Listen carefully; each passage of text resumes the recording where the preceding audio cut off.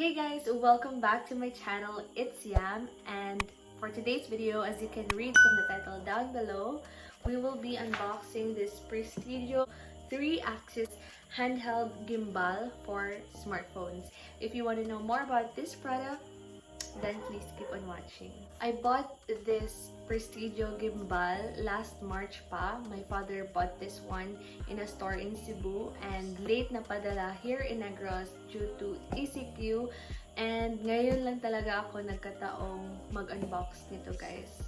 I want to have a stabilizer with me, and para sa akin, okay na ito for beginners or yung for starters pa lang, like if gusto mo munang mag-explore or like mag-vlog lang, especially when I do some travel vlogs or yung random vlogs lang.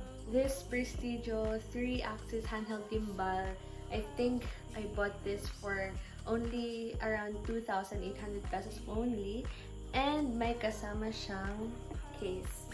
Ito yung case niya, guys, parang lalagyan ng ukulele, and when you open this,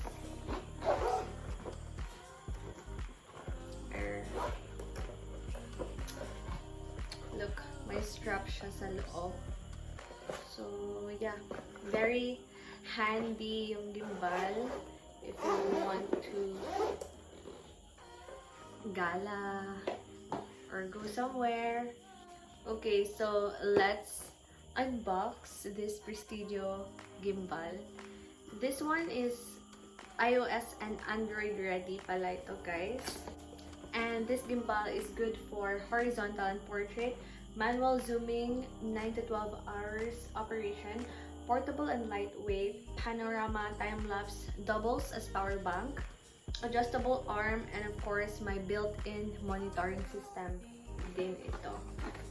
Okay, so we open the box. Oops, nahulog yung manual. Let me get it first. Of course, we have this manual where you will know everything about the Prestigio 3-axis gimbal, and merong parts and then yung functions niya. So, later ko na to basahin, but if you're having a hard time knowing the gimbal, then refer to the manual. Okay, so bubuksan ko na ito.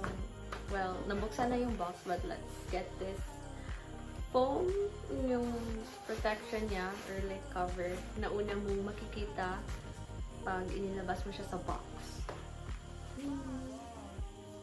And then, charot. Okay, guys.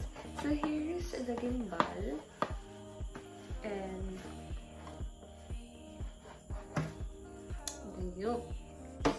May charger pala itong kasama. This one. The gimbal needs 4 to 5 hours charging time. Yes, yan yung charging time for this. And I think I still need to charge this kasi ngayon ko palang ito gagamitin. So ito pala siya, guys. Look. Dito mo ilalagay yung phone mo. And then, okay. I don't know, but like, ito yung power on, and then my mode, it has joystick to control the gimbal. And you have to first download the Gimbal Pro app. It's both available on Play Store and App Store so that you can use this gimbal, because without the app, hindi to gagana. Then after downloading the app, you have to put your phone first here sa gimbal before you turn it on. Unfortunately, guys, I can't do that today because I'm using my phone to film this video. But don't worry, because maybe, just maybe, guys, I will shoot a short video, a comparison of two videos, one using this Prestigio 3-axis smartphone gimbal and the other is not, like yung normal lang talaga nakuha sa phone without a stabilizer. To turn this on, you have to press the power button.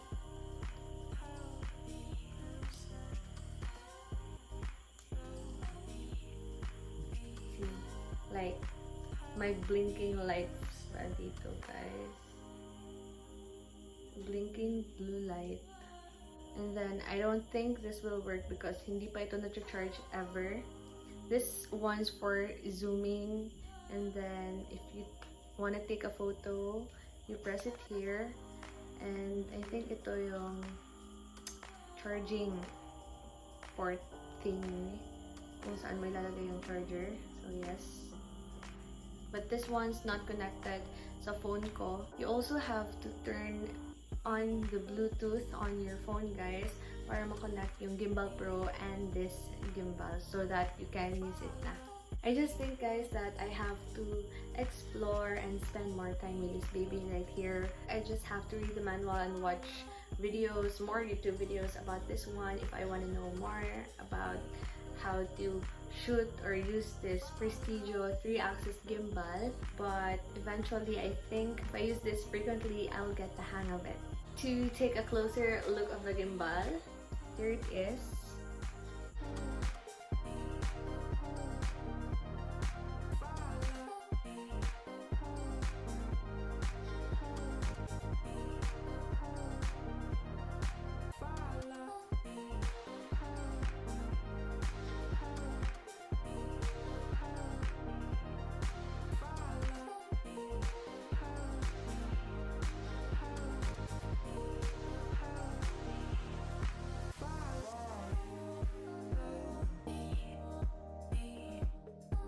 And that's all for today, guys.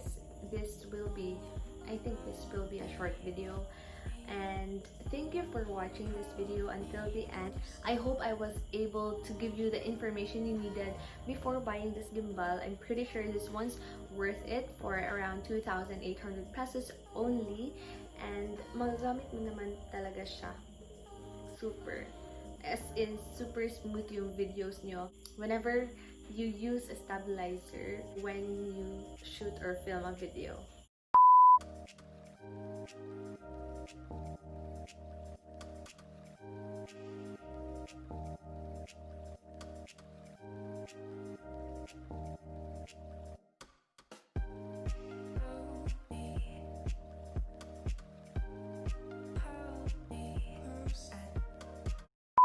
If you like this video and if you want to have a gimbal with you, then please don't forget to hit the thumbs up button.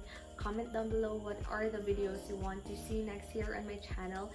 Please don't forget to subscribe and turn on the notification bell beside it so you won't miss any of my new videos.